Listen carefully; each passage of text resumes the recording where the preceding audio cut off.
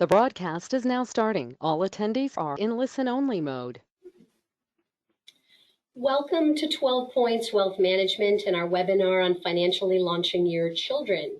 This is one of our most requested topics, and as far as financial literacy goes, I think it's one of our most necessary topics, but we wanted to teach parents what they can do to fortify their kids and help them launch financially. So my name is not Dave Clayman, it's Deb Cartisser, and I am a wealth advisor here at 12 Points, and I'm also a parent of a 23-year-old and a 17-year-old. So I am in the thick of this part of fortifying my kids. And as I prepared for this, I realized there's a couple of things that I haven't taught my kids yet. So this is a learning experience for all of us. And I'm joined by Carolyn Mullins, and I'll let her introduce herself in a second, but she has been working with us here at 12 Points for a year now. So she is sort of in the launched and on her own phase. So she's got a very fresh perspective on all this. And she's gone a few steps further than just bringing us her voice. She went and polled the audience and talked to kids who are in college and just out, and got a lot of valuable information for us beyond what we can read in publications. So we found that really helpful. So Carolyn, go ahead and tell us about you, and let's get started. Thank you, Deb. I am Carolyn Mullins. I'm an associate financial planner here at 12 Points, and like Deb said, I am a recent college graduate, so this is super relatable to me, and going through this transition myself, and will be for the next couple of years. It's a serious transition to the real world. And like she said, we were able to gather information from a group of 19 to 25-year-olds. So we'll be sharing a lot of different perspectives for young adults, not just from myself, but from a couple in college, out of college as well. That's great. And I think Carolyn's approach is unique because she can see this from the adult-child perspective, but also from the financial planning perspective. So what are all the shoulds that people in her age group are supposed to be doing? And so she brings that dual framework to us, which is really helpful. So thanks for joining me, Carolyn, today. I think your perspective is probably a lot more valuable in this than mine. We both play a key part, Deb. So we're talking about transitioning to financial adulthood. And I think one of the mistakes that parents make is thinking that their kids who are responsible teenagers are ready for financial responsibility and ready for all of it. And, you know, up until this point, kids have been relying on their parents for financial support, and now we're expecting them to move forward and start making and managing their own decisions. And that's can be a minefield. It's empowering and intimidating, sometimes at the same time, and sometimes your child might get stuck more in one than the other. They could just find it all intimidating, or be really empowered by it and learning and, you know, really charging forward. And so, you know, at this phase in their life, they're earning, they're probably having summer jobs and starting to earn money. They may be opening up new bank accounts rather than the combined savings account with mom and dad. They're starting with a checking account, and they're facing all sorts of new experiences. And so their habits are starting to form here. And this is where, as a parent, your guidance is going to make a big difference. So I think the most important component of this is understanding that we're giving guidance and not judging. So there's so much judgment and shame that comes with money, so that if we can distance ourselves from that piece of things, it'll make a difference for the kids we're trying to help, and make ourselves more available as a resource for them. And really, the moving from spending to planning is a big piece of it. And, you know, going from, oh, how much do I have in my birthday account? What can I afford? To now I have to make this money last. So understanding also that their brain is still under construction, and it's really about impulse control, long-term planning, and risk assessment. Those tools aren't fully formed yet, and they're not fully formed until about age 25, 26, depending on which expert you're going to trust. But so it's hard for us as parents to keep that in mind, because you think, well, here's my teenager, they're super responsible, they can get good grades, they can come home when I tell them to, they can fill the car up with gas, they can do all these things, and they're imminently capable. But we forget that that brain development is still happening. So really understanding the gap that's taking place with integrating logic, emotion, and consequences. It's not all there yet. So in the real world and making real world decisions, those things aren't meshing together quite the way they will later. And it's deceiving to us as parents to look at them, know what they're capable of, and not to be able to see these gaps there. So they need our help. And then our role is really shifting from being the provider to being the coach. And make this with your kids, to the extent that you can, a place where they're able to make mistakes and they're comfortable coming to you when they make mistakes. You don't want the person who's hiding that from you. And that's sort of a natural consequence if we're going to be judging them and berating them if they're not doing what we say. So this is really about planning how to make their money last. It's about long-term forecasting, and they haven't had to do that yet. So helping them experience the awareness of the future that they are creating with each and every decision. So if you can frame your comments to them in that regard, I think it's going to be helpful, because they need to start seeing that it's not just, can I buy this or not? It's really about, do I want to buy this, and does it fit into my long-term planning? And here I think sharing some of the mistakes that you made as a kid or that you've seen happen can be really, really empowering for them. And to also understand that you're fallible too. And I think in terms of parenting stories, I think the most common one here is really the "we thought she knew" or "he knew" comment from parents. It's like, they were doing so well in school, they were getting good grades, they took on the college application process all by themselves, everything was going beautifully. We sent them off to college with spending money for the semester, and they blew it all in the first month. How could this happen? How could they be so irresponsible? Well, it's really those gaps and the inability to be able to plan at that level yet. So that's really, really common. So I want parents to understand that it's common, and I want kids to understand that that's common. And as my perspective is a little different, because I wanted to go into this field and this is my interest area.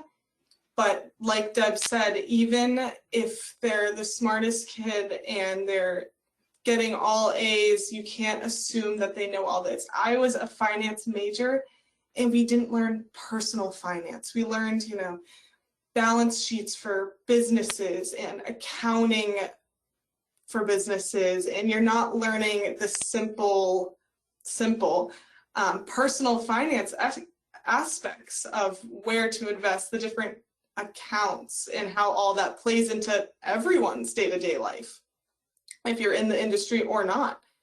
Also, from my perspective, the transition to college was a lot. I went 16 hours away to a new state, meeting new friends, taking college classes. I did it in 2020, so peak of COVID, far away from my parents. Finances and my expenses was not on my priority list. Like, everything else came first. I was joining a sorority, I was making friends, getting college classes. I did not think too much for the first 2 years of college, really, until moving off campus, starting to pay for rent, starting to pay for groceries because I was off of a meal plan. There's so much in this transition, whether it's going to college and then even within college to then transitioning to the workforce out of college, that it's a lot to do on their own. And I'm sure your kids are all smart. I'm sure they could figure it out, but any bit of help is so huge in this transition. Well, and I think the thing is, we as parents don't really know we're doing it but we're not realizing that we're not teaching it. So I think that's really an important piece of this. So these conversations that we have with our kids are super important. And it's really talking about what's money for and the values behind it. Now you've got your values for money and your kid has their values for money. So focusing your comments on their values and helping them to make value-based decisions, and really making sure that there's more than just the momentary in the decision-making process. It's really talking about, are you an experiential person? Do you want your experiences to be where you spend your money and how? And do you want to do well for your community and things like that? Are there components of giving in all of this? So thinking about what's important to you rather than living in the moment, and really starting to understand your values about money. And this book is The Psychology of Money. We have a resource section that we're going to send to everybody. We'll flash it on the screen, but this is one of the books that I found really helpful. And I love the blurb that came up when we cut and paste this image in here. And doing well with money isn't necessarily what you know. It's about how you behave. And behavior is hard to teach, even to really smart people. So if your kids can start to think about the behavior behind their money and what they're doing, that is really, really critical. Understanding what their propensities are, how they lean. And you can have 3 kids that you've raised the exact same way who have wildly different money personalities. So if you can teach them that their perspective is completely different from their siblings and different from yours and different from everybody else, and have them using that, understanding it first of all, but then using that as a framework to make decisions is really, really critical. And, you can do a little digging on money personalities and learning what they're all about, but it's very interesting to see how people fall and what their natural inclinations are. But talking about needs versus wants, Carolyn's poll came up with something. Why don't you jump in there and talk to us about that and what you discovered there? A huge theme was needs versus wants with these young adults. They wish they knew the difference at a younger age. One of the responses was, I wish I never bought that Xbox. I never actually use it. Or I think about when I clean out my closet once a year and I throw away things that I haven't touched since the last time I cleaned out my closet. And it's always, those Marshall items that you go to Marshall's and, oh, that's so cute and it's so cheap, I should just buy it. You didn't give it enough thought, enough time and energy, and I never actually wear it again. And it's hard. I'm still working on defining needs versus wants, and it is different for everyone, but that was a very common theme between the young adults. Our favorite example is DoorDash and Grubhub. That is a want if you're paying for the delivery of the DoorDash, the Grubhub, eating out. And maybe some people don't see it that way. They think eating is a need. And I certainly in school associated groceries and making food in my apartment as a need, and then all eating out, Grubhub, DoorDash as extra miscellaneous unnecessary expenses. But it's distinguishing between those needs and wants that's hard. Yeah, and I think that's because as adults who have been doing this for a long time, needs versus want is sort of ingrained in us at this point. We understand the difference, but there is a teaching that needs to take place, I think, in talking about that. And we'll talk more about parents and expectations in a minute, but really understanding, what are they doing? And the psychology of spending is also different based on whether your child's using your money or their money. And I think you're going to find there's a difference in their behavior when they use your money versus their money. So teaching them to be the observer and to understand themselves is really critical. So, and then really the long-term thinking is what we're talking about here. So getting your kids out of the mindset of, here I am in this moment and I see something wonderful that's capturing my attention over there, whether it's Marshall's or going out drinking with my friends or whatever it is. It's that momentary decision and taking the step back and developing the discipline of taking the step back to say, where does this fit into my plan? Does it at all? So those are critical pieces. All right, so some practice at home for high school kids. Teaching saving and how to invest it. I definitely grew up with the savings lesson. I'm very grateful for that mindset that I instilled so early. When I got my first job, I loved seeing my bank account go up, but that's not always the case. I didn't see that $100 paycheck from my first job as $100 I could spend. But I had friends that 100% that was their mindset. They, work a couple shifts at the ice cream stand and now they can go to the mall and shop and spend it all. And their savings never really accumulated. And they were open about it. They would say, oh, I've got $50 to my name, I can't afford this shirt that I want, and laugh it off. And I didn't have that mindset. So many people did. And the importance of teaching saving early, especially when that first paycheck comes, when they get their first high school job. Now, on the flip side, I didn't really get the how to invest it talk as much. I remember, I think I was 19 or 20, and I saw a social media online video of investing in a Roth IRA early. I think it was, if you invest at 18, this much a month or this much a year, you could have $1 million by the time you're 60. And I thought to myself, why hasn't anyone told me this? I'm late to the game. And I was only 19, 20 years old. But the importance of compounding and investing in the right accounts. This was another common theme among the young adults, is just where to keep my money, whether that's a high yield savings account over a traditional savings account, or investing it, or a Roth IRA when they first have earned income. Just not only the savings conversation, but then what to do with the savings and how to best invest it and use the right tools. I'm going to jump in a second and tell the parents that there are graphics out there that are really compelling. And if you were to Google the power of compound interest, you'll see a bunch of different images. And show your kids these images. Show them. There's one that's pretty famous and regularly out there about the kid who starts saving at age 21, and he saves every year, and he stops investing at age 30, and his companion starts saving at age 30, and he never catches up. So he's saving more and more money and putting more aside, and he never catches up to the kid who saved for 9 years and stopped. So saving early and often is important, and look up some graphics on the power of compounding interest, and you'll see some things that'll help you show your kids that.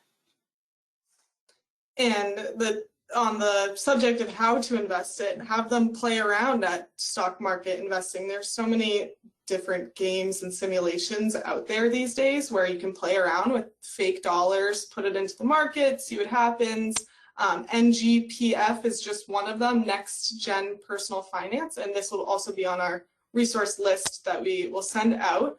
And it's got a bunch of different interactive lessons and games on it that can help teach them and real world teach them playing around.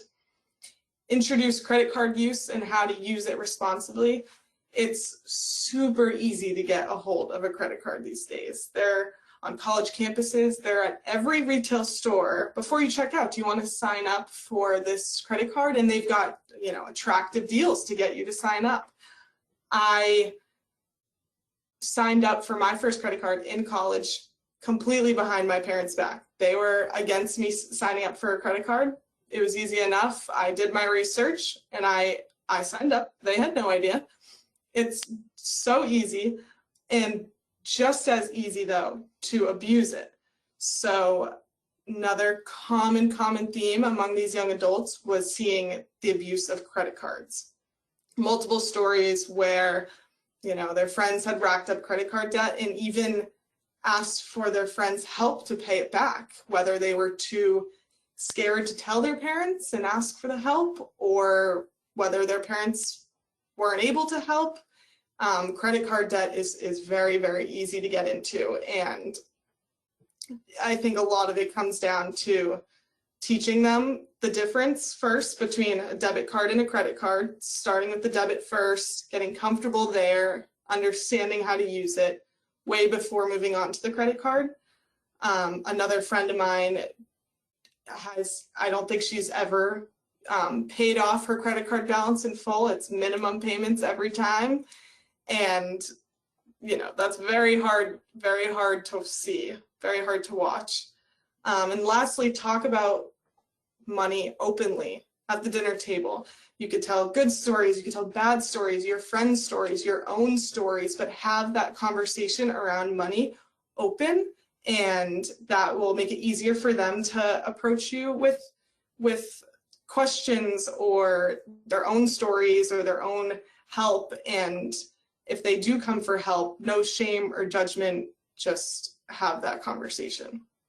Yeah, and I think the lesson on the credit cards is really about, if you can't afford to pay it back within the month, don't buy it. And credit's not meant to be, at their age especially, they're not meant to keep balances on credit cards. So it's really about establishing credit, so learning that behavior, but also just making sure that if you can't afford it, don't buy it. Right. Right. Some budgeting basics. So if you are going to give your kid an allowance, I'd say make it, you know, the same amount on the same day, and teach them how to budget it to make it last. If they blow through it in the first 2 weeks, you know, it's on them to figure out the next 2 weeks, and be very clear on what that allowance money can be used on. And if you give them an emergency credit card, what is an emergency? I've seen my friend's emergency credit card be used on Chick-fil-A.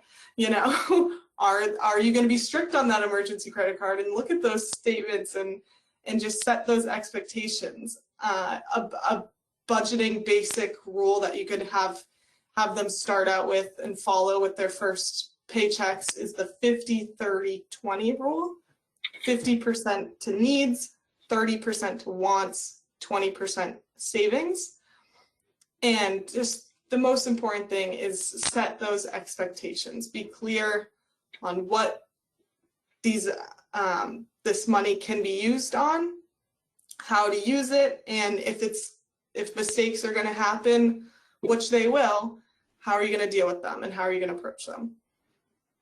And keep in mind that the way you deal with them and the way you approach them is setting your kids' behavior. So if your child has their hand out perpetually because they keep making mistakes and they're running out, and you continue to give them more money, you're enabling that behavior and you're creating the kid who's having their hand out. So if you can warn them to say, next time when you do this, I'm not going to bail you out, or make it very clear from the start that that's not what's going to happen, and making sure that they know these things. And then if a child's failing in college where there's a meal plan, they're going to be okay. Let them do it. We've got a couple digital tools here. Of course, these are on our resource list along with a few others. So Greenlight, it's a debit card and money management tool for teens and has that parental oversight. The Fidelity Youth Account is an investment account for 13 to 17-year-olds and with parental oversight. And what I think about here is opening that Roth IRA when they have earned income and start, you know, practicing savings every paycheck into that account. Have them pick the investments with your oversight. The YNAB, you need a budget. This is a budgeting tool that's free for students. And then Acorns is a really cool one where you hook it up to your credit cards, and any purchase that's made, it's rounded up to the nearest dollar, and it invests that spare change.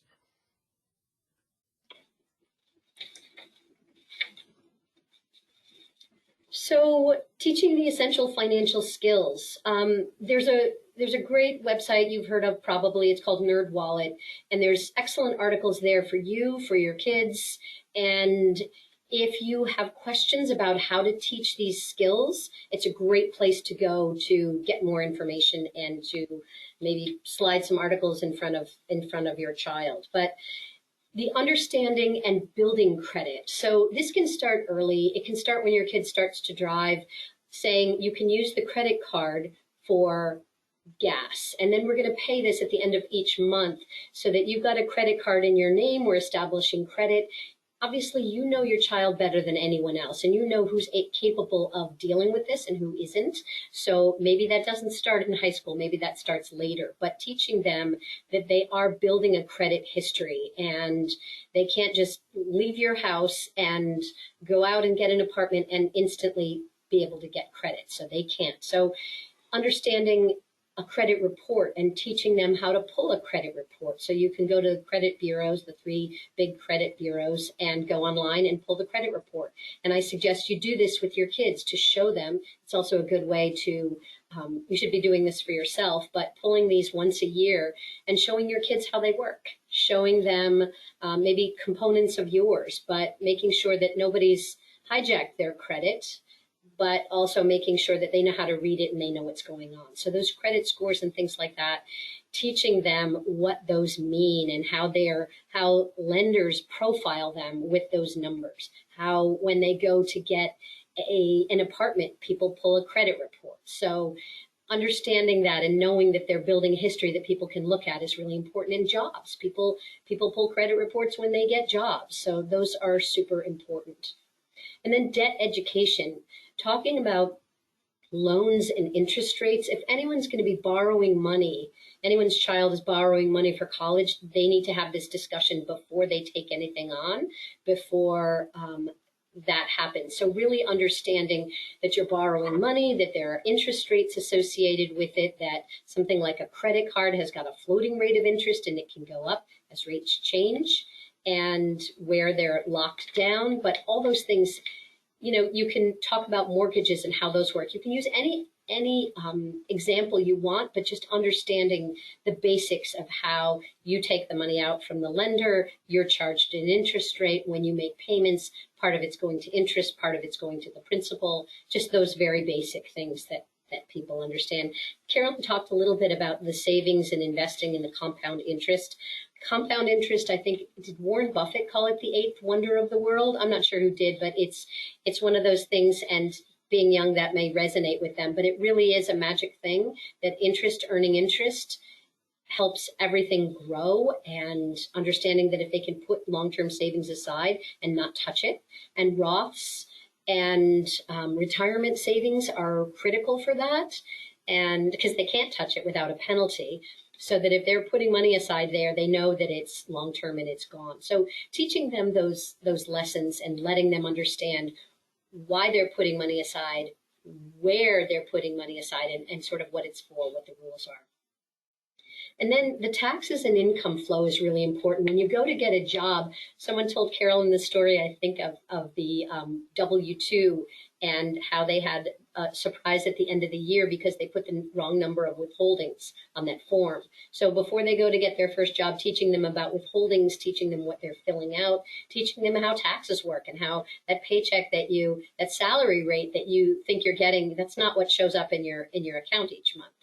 And then for some kids, especially now, it's much more common than it was. Instead of being a W-2 earner, they're a 1099 earner. So my son is in this situation and he's on a 1099. So we've set up separate accounts for him to pull his tax money aside each month. And that has to be automatic. If the paycheck's going in automatically, the money's got to be coming out to automatically. So we've segregated his savings for that. So there's just an account that's for tax savings and nothing else. And so he's got 2 savings pots right now, one that he can access, well, 3. One is a Roth that he can't access. One is the savings account that he can access. And the third is the tax money that he can't access. So thinking about accounts and what they're for and helping your kid segregate their money by use is really, really important. And then the basics of insurance. So we know about insurance, we think about it a lot, and maybe they're still on your health insurance plan, but pretty soon they're going to have to be paying for their own health insurance. They have to be paying auto insurance, excuse me. And renter's insurance is going to be a piece of that. So helping them know that those are budget items that they have to take care of and that those are looming in their future. But that's part of protecting yourself and your assets.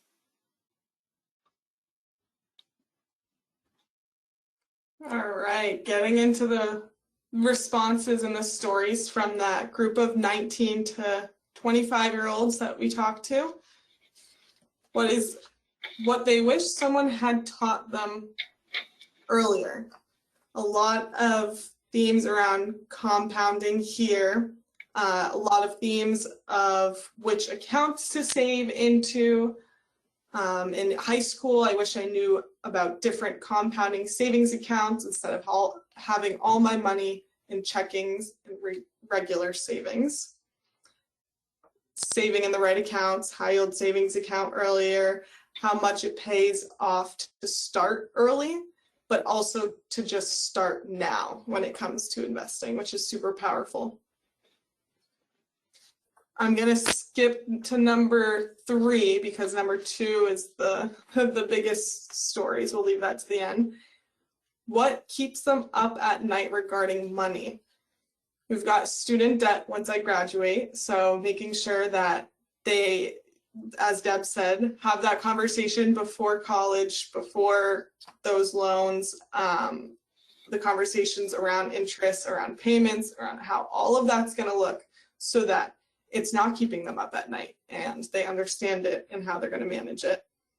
Thinking about how I have to budget money to pay for groceries and the cost of living off campus. So I mentioned that at the very beginning. I definitely took that as a shock because when you're on campus, you've got room and board in your meal plan. And to me, that's in one big bucket of this is how much school costs. And you've got room and board, you've got your meal plan, you've got tuition. But when you move off campus, now you've got a bucket that you're paying for rent. Now you've got a bucket that you're paying for groceries. You're paying for household items in your apartment. I got to pay for toilet paper now. And then the bucket for school, the tuition is off to the side. And just budgeting, like Deb said, looking long term. Freshman and sophomore year, did I think about these expenses for junior and senior year? No, I didn't think twice about saving up so that I can pay for rent junior, senior year.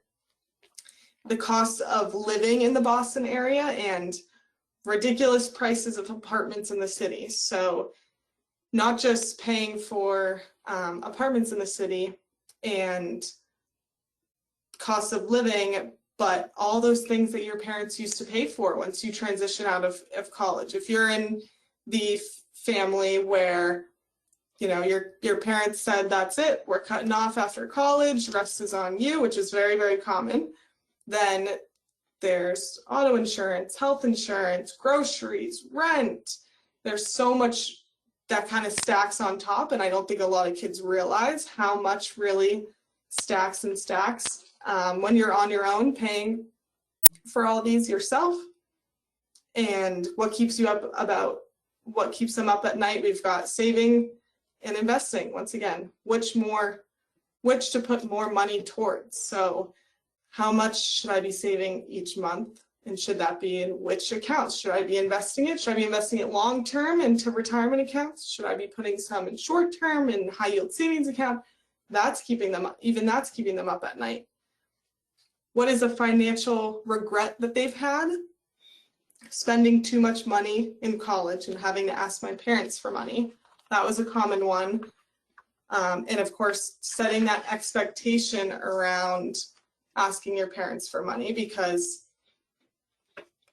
sometimes maybe it's keeping you up at night and you don't want to ask them for money, but better ask them for money now than digging yourself into credit card debt. So having those open conversations, being okay with approaching your parents with these issues. Financial regret they've had not having a plan for investing, leaving my money in a checking account for a long time. Huge themes we're seeing here. Not opening a high yield savings account earlier. same type of idea.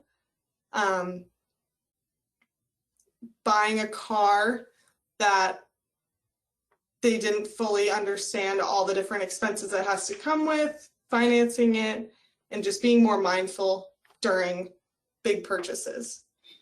Now, common mistakes they saw their friends make. So we've got one story here of, I'll call them Jake, and Jake comes from an extremely wealthy family, and he doesn't seem to understand the concept of a dollar. There's many times he runs out of money and asks to borrow a few hundred and digs himself into a hole of debt. There were also multiple weeks during the school year where he would spend over $500 to $1,000 at the bars drinking and buying other people drinks. That's not uncommon. I have seen it before, people throwing around, money at the bars and paying for this and that for other people. Got to be careful with where that money's coming from and what they're spending it on. So if this kid's got some money coming in from mom and dad, does mom and dad know that he's spending it at the bars on other people's drinks all weekend? Another story here is that a friend was big into sports betting, which is huge. I see that a lot with my friends. His friends set up a fund for him, and he was in debt to his friends. The debt got to thousands of dollars, and to pay it off, he'd have to do miscellaneous tasks for them, like going to pick up their food when they ordered it. And once it actually got to a substantial size, another friend ended up rerouting his direct deposit to his friend to help pay off the debt. Now, of course, that's an extreme scenario, but these are everyday kids we talk to, and I'm sure it's not the only scenario. This one was huge. I'll end with this one. So be aware of what information you give out to people, whether it be on the phone or online. There's going to be people who want to steal your information, and this person has people close to them who have gotten taken advantage of and fallen victim to phone scams. And if you get a call from your bank or any financial institution, hang up and make sure to call the number on the back of your credit card, and be very careful when it comes to cybersecurity in your accounts, which is not something we touched on. Yeah, I think the difference in values with kids they're going to be exposed to is a really big one. And we talk about money within our families and talk about how we treat money and how we live our lives. And suddenly they're going to be exposed and living with and among kids who think of money completely differently than they do. And I think there needs to be some conversation around preparing them for that, and preparing them for that in the real world as well. You may be living with somebody who has a completely different salary than you do. We had this as friends of ours lived together, and one of them made a tremendous amount of money. When we were kids, this was just six-figure salary back then, when people were earning $20,000 was enormous. And the other roommate would go along with her and got herself into terrible financial straits because she couldn't live the same lifestyle. So having some breaks that can go on and conversations that take place to make them aware of this before they get into trouble is really, really key. So parents, what gets in the way for us? The fear of letting go. And, it's not so bad that my kid's having money problems, because then they have to come back to me and ask for help and look at those phone conversations that they don't want to have with me right now. So understanding that, your fear of letting go or your emotions may be getting in the way of this. So as we're asking them to be observant, we need to be observant too. And then the guilt and overcompensating. Oh, it's terrible. Our daughter, Susie, she's had a really bad semester and I feel bad about it. So I'm giving her money, and she's getting some from her dad too. Or as couples, this is my story. My son had a lot of went through a lot medically for the first 10 years. And my husband, for the next 10 years, would say things like, oh, he deserves this. He's been through a lot. And we think, are you crazy? He doesn't deserve that. So knowing when you're falling into that habit is a good one. So again, awareness. And then rescuing versus empowering. For this one, it's we've got to empower them and stay away from rescuing them, stay away from throwing money at them and getting them out of the jam because we don't like to see them in pain. We are hurting them, and if we can see it that way and understand it that way, we'll prevent them from a lot of trouble later on, because the mistakes are small in college. They get bigger fast when you're on your own. So think of help as being in the form of guidance, not necessarily money. And really, rescuing is enabling, so making sure that you're not ending up there. And they're always going to have a reason or an excuse, if that's their money personality, to come and to overspend and then to come back and get bailed out each time. Notice the patterns and the behavior, because that is a money personality. And let them fail. Please, please, please, if there's one lesson parents need to learn, it's to let them fail and feel the pain of making mistakes and running out of money, not to punish them, but so that they remember it. If you rescue them each time, they're never going to remember it. They're not going to learn the lesson. So, being clear about where your boundaries are, being clear about the fact that, you know what, I'm going to fix this for you one time and we're never doing it again. I will not pay to, relieve your credit card debt. So being really clear, sorry about that, being really clear about the help you're going to give. If you're giving allowance, what's it to be used for, how they should spend it, what they can make decisions about, what they can't. Making sure that you're really, really clear about your intentions as you give money away and what the money can't be used for. And Carolyn touched on this earlier. If you've got an emergency credit card, be really clear about what an emergency is, because in my world, Chick-fil-A is not an emergency, but in their world, it might be.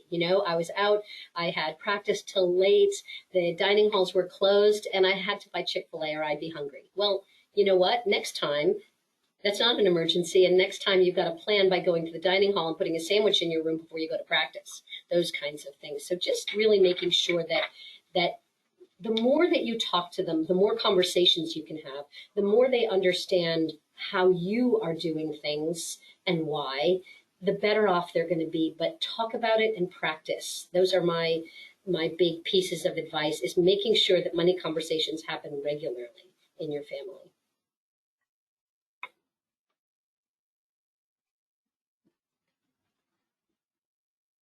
So this is impossibly small, and we've gone over a couple of these things, but we're going to send this to you afterwards. But Carolyn, are there some things in here that you think are particularly helpful that you took away from this?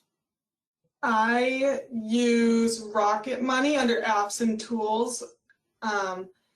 It's just a nice place to have everything kind of condensed into one spot, so I can see all my different accounts, savings, investments, and then also all my different income streams grouped by month, and then also all the expenses. And it tries to categorize it for you, and I think it does a decent shot at it, putting it into, transportation, gas, Uber, and then groceries and shopping, entertainment. And I kind of run through that at the end of each month, go through income, go through expenses, and the money left over, I'll put into a savings account. But it's nice to have all that in one spot to be able to review and see the analytics of each month and see your different behaviors.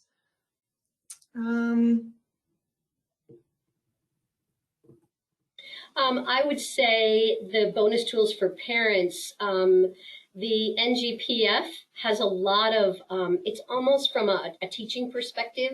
There are lesson plans and things like that in there, so that, if you're thinking that there's a topic that you want to teach your child and they need to learn, but you don't really know what language to use or what kinds of lessons they need to get out of it, go check out that website. There's some neat stuff in there. And then Beth Cobbler's website. She's got a lot of information on guidance for parents and resources for parents. So that's a terrific thing to start to check out. But teaching your kids to be responsible with money, teaching them to save. I mean, we could go on for a week about all the topics and all the things that they need to and should learn.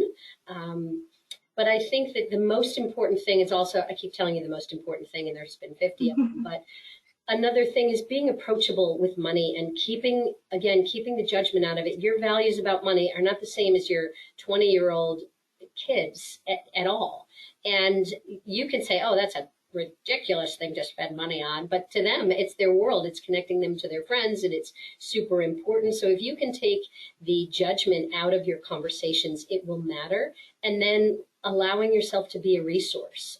My dad, when I went off to college, gave me a checkbook, and he slid it across the table to me, and he said, there's enough here to pay your tuition for 4 years and some expenses.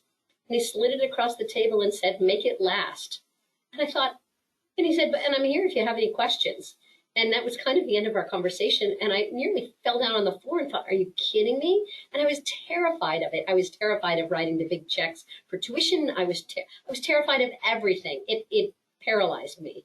And there was more left over than there probably would have been otherwise, because I was so afraid of running out. So take every opportunity you can in regular life to teach your kids about how you're evaluating things, whether it's planning for a vacation or selecting a dinner restaurant, and teaching them how your thought process goes in terms of what you're choosing and why and how it's affecting your money is really important. The more they hear that from you, the better off they're going to be. So we have a couple of questions in our, and feel free to write some in there, but a couple of the questions that we have in here, and I'll take a shot at this, Carolyn, and then get your opinion. And one of them is, my kid is always asking for money. How do I change the dynamic? And I would, from the parent's perspective, talk to them about observing the behavior, first of all, and talking about setting limits and how you have to stop doing this for them.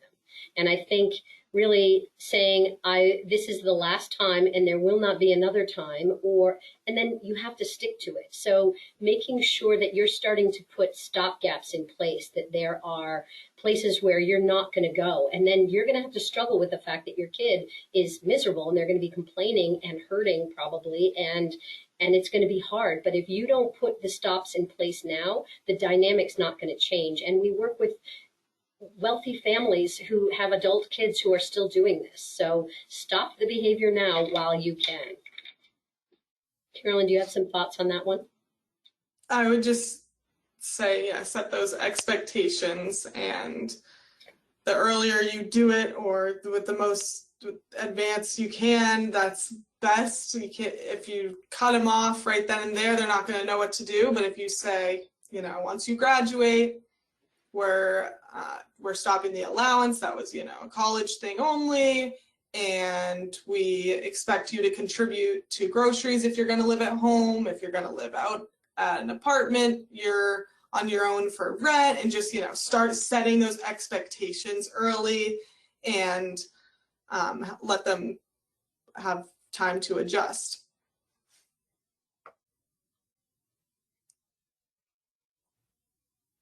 I think you're on mute, Deb. I lost you. There we go. Okay. Sorry, must have hit my mouth. How do I know if my child is hiding credit card debt and or they're making mistakes? How do I find this out? And for that one, I think for me, it's about having an open conversation, having a conversation that says, I'm concerned about this and I'd like to help you. And starting there would be a good thing. Having the conversation and the lesson, if they haven't done it yet, of pulling their credit report and showing them how to do it, because that's where you'll find it, and showing them that you need to check this regularly to make sure that you haven't been scammed, your identity hasn't been stolen, but also this is how you monitor what's outstanding out there. And I think the more that you can have conversations that are non-judgmental, the more you can set yourself up as a resource. And I think just also telling your son or daughter that you'd like to have a conversation about this. Hey, I'm concerned, or hey, I just want to touch base and see how you're doing. Do you have any questions? How are things going? You know, when I was in college, it was really hard for me to do X. How are you finding that? Those kinds of things. So that's my thought on that. But from the kids' perspective, Carolyn, what does that look like to you?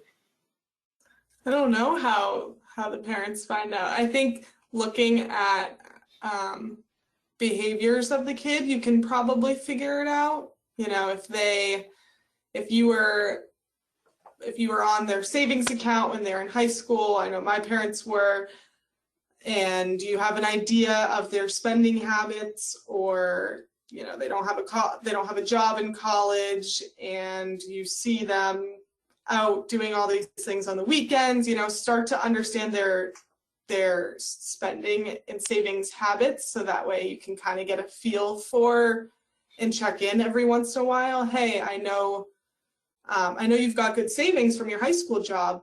How are you doing in college without income? Are you being careful with it? I don't know, just getting a feel for their habits and think about where they might be if you can't look yourself. Yeah, I think your comment about the betting is really eye-opening for me, because I'm not in that world, but for you, having all of those friends who are doing those kinds of things, I think behavior is just observing behavior and seeing what's coming in and out, and maybe they're not living with you anymore, and maybe those things are happening. So just open conversations, I think, are. Mm-hmm. There may be nothing you can do about it. There may be, and this is where seeing your kid fail, they may fail, and right.